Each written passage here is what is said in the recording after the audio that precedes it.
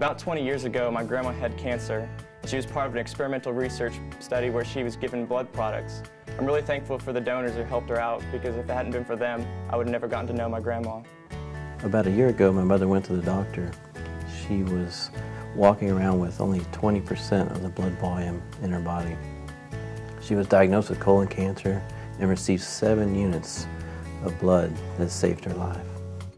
A friend of our family one day was out jogging in Dallas when suddenly he was struck by a car and sustained multiple injuries. He was rushed to a hospital and required numerous blood transfusions. My Uncle Arnold, in his late 50s, had open heart surgery.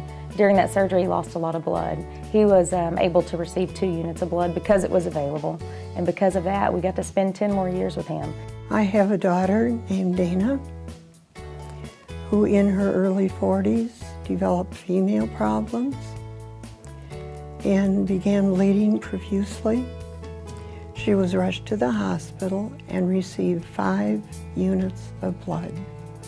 A week before my wedding, my father was involved in a very serious car accident. Although he was not able to make the wedding, because of a life-saving blood transfusion, he was able to live long enough for us to be able to share our wedding video with him. I will always cherish that time I have with my father. In 2006, 492 hospitals reported they had to cancel at least one surgery due to a lack of blood.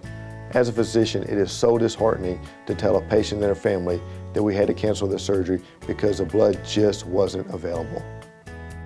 Many blood centers across the United States have a difficult time maintaining a 3-day blood supply for routine transfusions.